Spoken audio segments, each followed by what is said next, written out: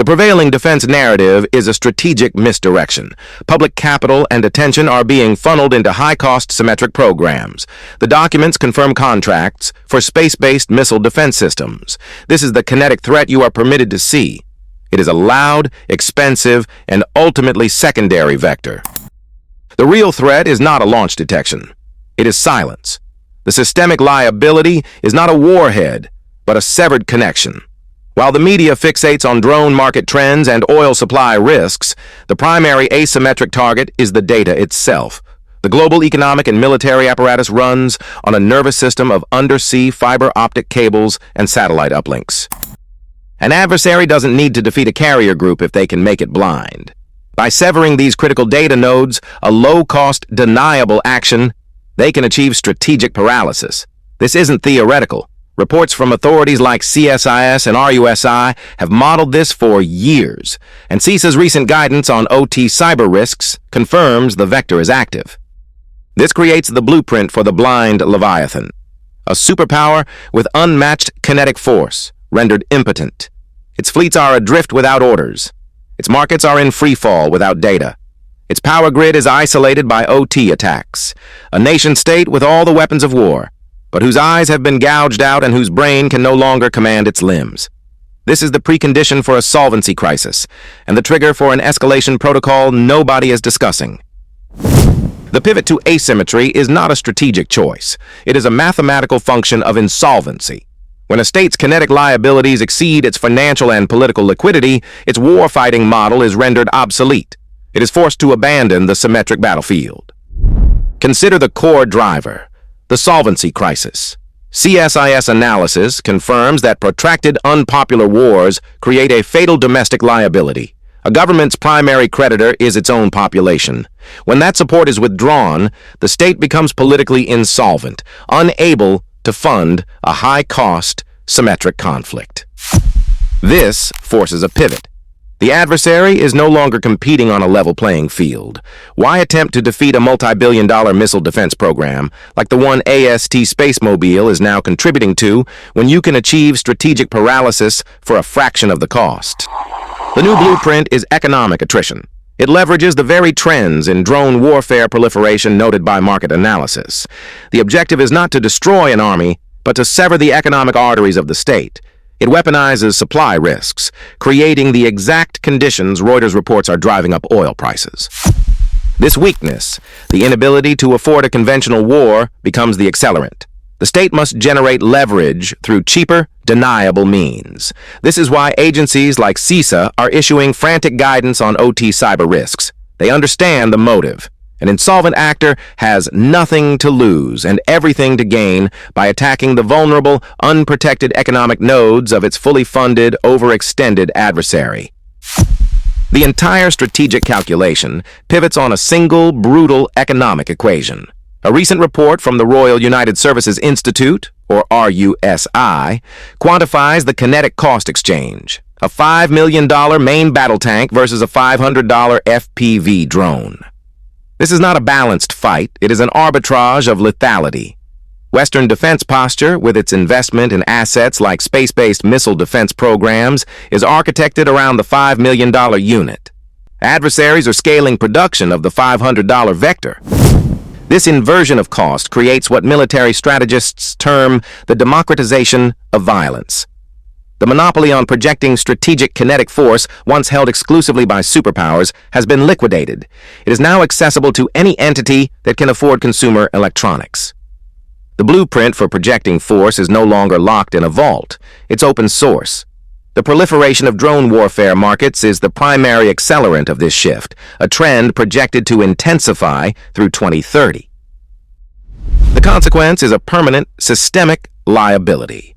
An adversary no longer needs symmetric power. They only need to achieve economic paralysis by targeting undefended critical nodes.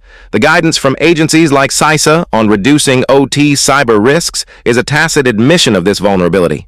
When the kinetic cost of creating supply chain disruption and threatening national solvency approaches zero, the incentive to do so becomes a mathematical certainty.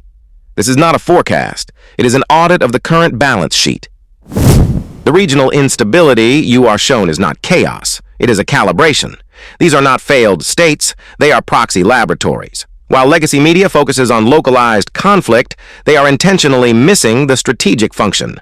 These gray zones are live fire testing environments for the low-cost asymmetric warfare protocols designed to bankrupt a superpower.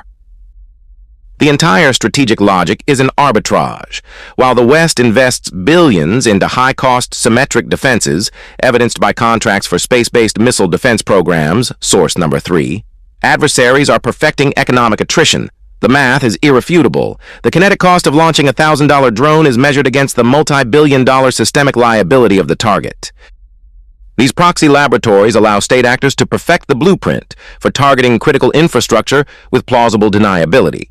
The drone warfare market is projected to expand systemically through 2030, source number 1, creating a global arsenal accessible to non-state proxies.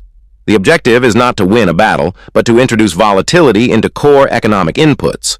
As seen with recent market reactions, even the risk of supply disruption is enough to create significant price shocks in global energy markets. Source number 2. The final stage of this testing is the fusion of kinetic and digital attacks. CISA warnings on the vulnerability of operational technology, source number 4, are not theoretical. These gray zones are where adversaries practice pairing a small drone strike on a substation with a simultaneous cyber attack on the grid's control system. According to analysts at CSIS, this is the playbook for achieving cascading grid failure and economic paralysis at a fraction of the cost of a conventional military campaign. They are not preparing for war. They are preparing to trigger your nation's insolvency. The launch on warning doctrine is a relic of symmetric warfare, a protocol to launch a retaliatory nuclear strike upon detection of an incoming attack before that attack makes impact. Its entire logic is predicated on one fragile assumption: the integrity of sensor data. This assumption is now a systemic liability. As CISA guidance highlights the escalating cyber risks to operational technology, OT, the same vector applies to military command and control. The fog of digital war is not about battlefield confusion. It is about the deliberate surgical blinding of a nation's early warning network. When a cyber attack renders radar and satellite feeds inert, the protocol forces a zero-sum calculation. The commander is not debating morality. They are executing a pre-approved response matrix under conditions of total data deprivation. Is the signal loss a technical glitch or the kinetic precursor to a decapitation strike? Waiting for verification is not an option when the flight time of a hypersonic missile is measured in minutes. The doctrine, designed to ensure retaliation, becomes an accelerant for preemption. The commander is forced to launch not out of subjective fear, but out of objective, systemic necessity. This is the blueprint's trapdoor. The strategic miscalculation is fundamental. While capital is diverted into high-cost, symmetric defenses, evidenced by contracts for space-based missile programs, source number 3, the actual threat vector has already shifted. CSIS analysis confirms the drone warfare market is not just growing. It is proliferating into low-cost, high-impact systems, source number 1. The objective is not military defeat, it is economic paralysis. CISA itself publishes open guidance on these exact OT cyber risks, source number 4. An admission of systemic vulnerability in our power grids and pipelines. These are the assets where supply risks, noted in volatile oil markets, source number 2, translate directly into a national solvency crisis. Therefore, the next phase is not war, but calibration. Within the next 12 months, anticipate a coordinated multi-vector shutdown of a Tier 2 Western port.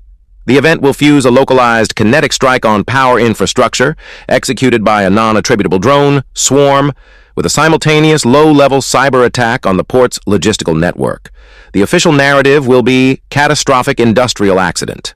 It is a test, a measurement of economic pain, tolerance, and political response time. This is the attribution impossible event, the calibration shot before the primary assault on the grid.